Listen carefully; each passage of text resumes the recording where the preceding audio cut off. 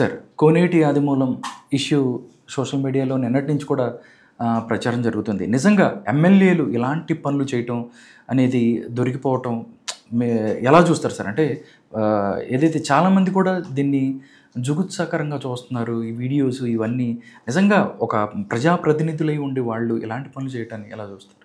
ఈ అంశం బయటకు వచ్చిన తర్వాత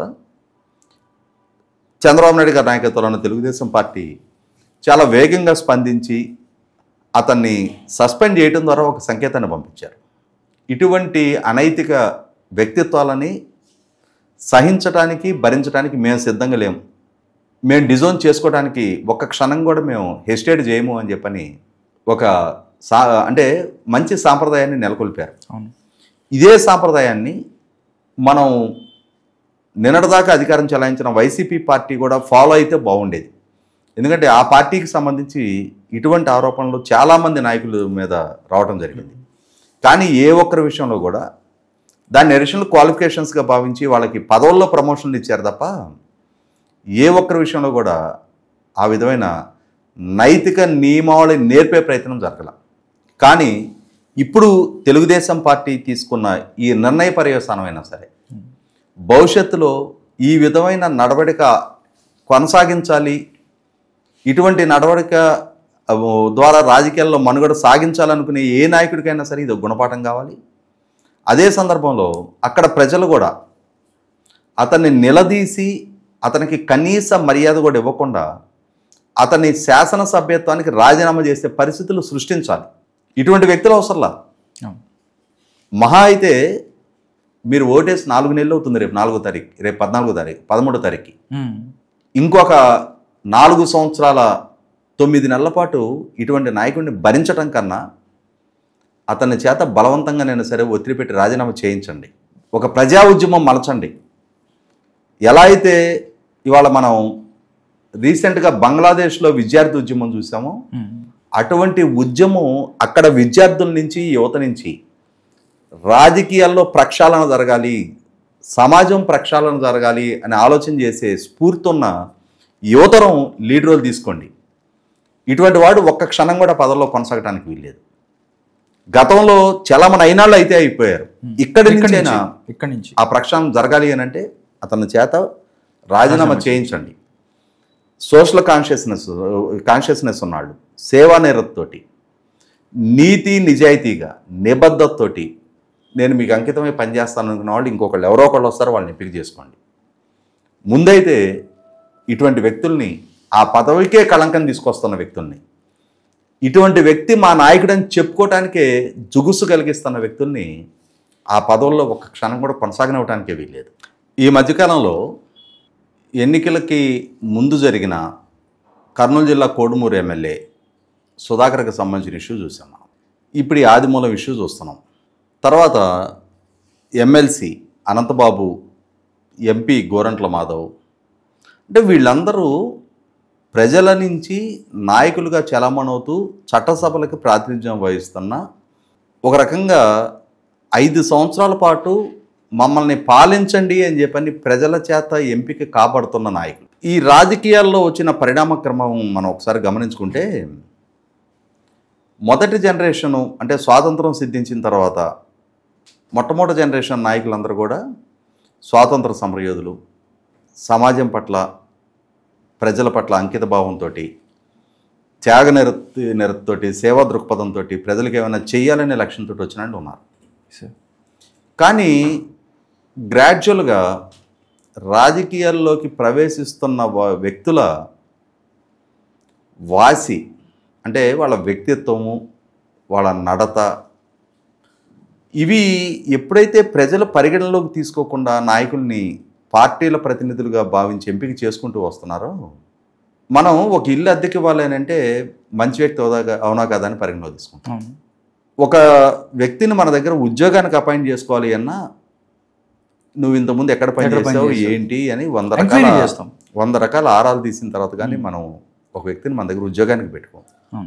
కానీ మనల్ని పరిపాలించే నాయకులు మాత్రం అసలు అతని వ్యక్తిత్వం ఏంటి, అతని నడత ఏంటి, అతని పోరాశ్రమంలో ఏం చేసేవాడు, ఏది పరిగణలోకి తీసుకోకుండా ఎన్నికలకి ముందు ప్రజల్లోకి వచ్చేసి నేను మీకు ఇంత డబ్బులు ఇచ్చేస్తా, ఉమ్, పలానా పార్టీ నాకు టికెట్ ఇచ్చింది కాబట్టి ఆ పార్టీ అభ్యర్థిగా నన్ను పరిగణలోకి తీసుకోండి అనగానే ఎంపిక చేసేసుకుంటున్నాం. ఇదొక మోసధోరణలాగా కొన్ని దశాబ్దాల నుంచి ఇదే విధానం కొనసాగుతూ ఉంది. మనం ఎవరిని మన పాలకులుగా ఎంపిక చేసుకుంటున్నాం అనే విషయంలో ప్రజలలో ఆ చైతన్యం కొరవడింది అనేది వాస్తవం.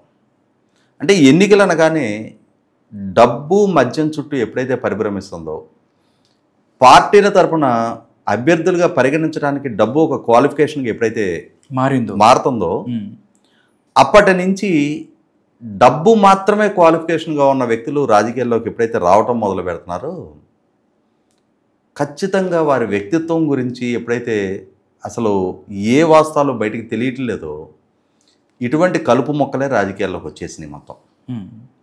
మనం గతంలో ఏం మాట్లాడుకునే వాళ్ళం అనంటే, తులసి వనంలో గంజాయి మొక్క అని చెప్పుకునేవాళ్ళు.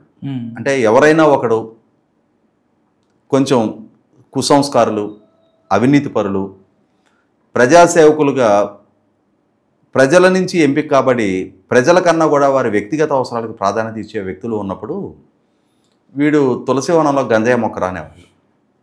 ఇవాళ కాలక్రమంగా ఏమైపోయిందంటే, ఇటువంటి వ్యక్తులు సీజన్డ్ పాలిటీషియన్స్ ప్రజలతోటి సుదీర్ఘకాలం నాయకులుగా చలామణి అవ్వాలి అని అంటే ప్రజా సమస్యల పట్ల స్పందించాలి, ప్రజలకు అందుబాటులో ఉండాలి, నీతి నిజాయితీతో ఉండాలి అని ఆలోచన చేసే నాయకులు ఎవరైనా ఉంటే ఈరోజు వాళ్ళు గంజాయి వనంలో తులసి మొక్కలుగా చలామణి అయిపోతున్నారు. ఇటువంటి పరిస్థితుల్లో ఇంత జుగుసాకరమైన వ్యక్తిత్వం అంటే మనకి చూడటానికి అసహ్యంగా ఉంది. ఇప్పుడు వీళ్ళని నాయకులుగా భరించి సహించి ఆ నియోజకవర్గ ప్రజలు వీళ్ళని 1కి 2 సార్లు ఎంపిక చేసుకుంటున్నారు అని అంటే, ఇక నేను పార్టీల గురించి కూడా ప్రస్తావించాను. ఏ పార్టీ అసలు ఇటువంటి వ్యక్తుల్ని ఇదే నడత చూసి అతనికి ఇల్లు అద్దెకి ఇస్తారా? అతని ఇంట్లో బంధుత్వం కలుపుకుంటారా? కానీ ఓట్లు ఎట్టేస్తున్నారు. ఇక్కడ నా వ్యక్తిగత ఇష్యూ చెప్తాను నేను. Okay sir.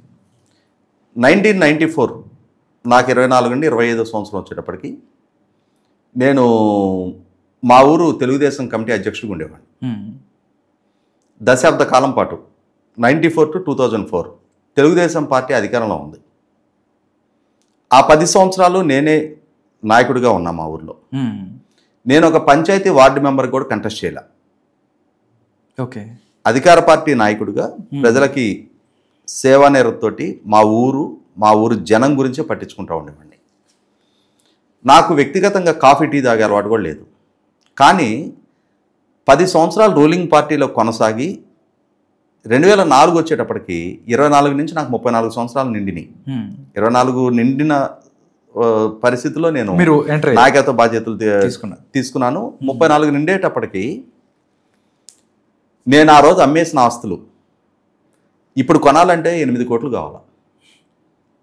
నాకు వ్యక్తిగతంగా ఏ వ్యసనాలు లేకున్నా, నేను ఏ ఎలక్షన్స్లోనూ పోటీ చేసి డబ్బులు పంచకున్నా, ఊరు కోసం ప్రజల కోసం అంత యంగేజ్లో మనకు మీద ఒక బాధ్యత ఉంది. ఇన్ని వందల మంది నన్ను నాయకుడిగా ఆమోదించారు, నా మాటకు విలువిస్తున్నారు కాబట్టి నేను నిజాయితీగా ఉండాలి, సేవానిరతితో ఉండాలి అని చెప్పని అంటే ఆ విధమైన తాపత్రయాన్ని ప్రదర్శించాం అప్పుడు. కానీ ఇవాళ ఏమవుతుంది, ఒక కార్పొరేటర్ గానో ఒక మున్సిపల్ కౌన్సిలర్ గానో ఒక 5 సంవత్సరాలు పనిచేసేటప్పటికి ఎక్కడి నుంచి ఎక్కడికి వాళ్ళ స్థితిగతులు మారుతూ ఉన్నాయి. అంటే ఇవాళ కొన్నిటి దగ్గర పొల్యూట్ అయ్యి కొన్నిటి దగ్గర నిజాయితీగా ఉండరు, ఒకేలాగా ఉంటారు కదా. ఇప్పుడు లేదండి నేను కుటుంబ సంబంధాలకు చాలా విలువిస్తా, కానీ నేను ఆర్థికంగా మాత్రం అవినీతికి పాల్పడతా. నేను పెద్ద అవినీతికి పాల్పడండి, కానీ పక్కాడి స్థలాలు మాత్రం కబ్జా చేస్తా. నేను పక్కాడి స్థలాలు కబ్జా చేయనండి, కానీ నైతిక విలువల విషయంలో ఎక్స్ట్రా మ్యారిటల్ అఫైర్స్ పెట్టుకుంటా. ఈ ఎగ్జంప్షన్స్ ఎక్స్క్యూజెస్ ఉండవు. దిగజారే వ్యక్తిత్వం అయినప్పుడు అన్ని స్థాయిల్లో అన్ని సందర్భాల్లో దిగజారుతారు. ఇవాళ ఇటువంటి దిగజారుడు వ్యక్తులు రాజకీయాల్లోకి వచ్చి నాయకులుగా చలామణి అవుతున్న సందర్భంలో ఇటువంటి వాళ్ళని ఏ రాజకీయ పార్టీ అయినా సరే మొట్టమొదటగా ఎలా అయితే ఒక కార్పొరేట్ కంపెనీలో ఉద్యోగం ఇవ్వాలి అని అంటే బ్యాక్గ్రౌండ్ వెరిఫికేషన్ జరుగుతుందో, ఎలా అయితే ఇవాళ డిఫెన్స్లోకి ఒక కుర్రవాడిని తీసుకోవాలి అని అంటే ఫిజికల్, మెంటలు, వాళ్ళ ఎబిలిటీ మొత్తాన్ని చెక్ చేసుకున్నాక వాళ్ళని ఆర్మ్డ్ ఫోర్సెస్ లాంటి వాటిలోకి కూడా తీసుకుంటారు. ఎలా అయితే మన ఇంటి పిల్లని ఇవ్వాలి అని అంటే ఆ కుటుంబం గురించి, ఆ కుర్రాడి గురించి ఎన్ని రకాల వెరిఫికేషన్ చేస్తామో అదే విధమైన స్క్రీనింగు ఒక పార్టీకి అభ్యర్థిగా ఎంపిక చేసుకునే వ్యక్తి విషయంలో కూడా జరగాలి. అంతేగాని అతనికి ఎంత బ్యాంక్ బ్యాలెన్స్ ఉంది, ఎంత ఖర్చు పెట్టగలుగుతాడు, అతని కులం ఏంటి, అతని వెనక ఆ కులం వాళ్ళ నియోజకవర్గంలో ఎంతమంది ఓటర్లు ఉన్నారు, వీటి ప్రాతిపదికగా ఎంపిక జరిగినంత కాలం ఇటువంటి కుక్కమూతి పిందులే వస్తాయి. ఇటువంటి జుగుత్సాకరమైన నేర ప్రవృత్తి కలిగిన సంస్కారహీనపు వ్యక్తుల్ని నాయకులుగా చలామణి చేయాల్సిన పరిస్థితులు ఉత్పన్నమవుతూ ఉంటాయి. సమాజం పట్ల బాధ్యత లేని, ముందు నైతిక విలువల పట్ల కనీస మాత్రపు నిబద్ధత లేని వ్యక్తుల్ని నాయకులుగా పరిగణించాల్సిన దుస్థితిలోకి మనల్ని మనమే దిగజార్చుకుంటా ఉన్నాం. కాబట్టి ఈ విషయంలో పార్టీలు అంతర్గతంగా ఈ నాయకత్వం అభ్యర్థిత్వాల ఎంపిక దగ్గర వాళ్ళు ప్రక్షాళన బిగిన్ చేయాలి. ప్రజలు మరింత నిశ్చితంగా ఎవరిని నాయకులుగా ఎంపిక చేసుకుంటున్నామో అనే విషయంలో, వారి నైతికత విషయంలో, వారి పూర్వాశ్రమంలో వాళ్ళ వ్యక్తిత్వం ఏంటి, వీటన్నిటిని కూడా పరిగణలోకి తీసుకొని ఎంపిక చేయాలి.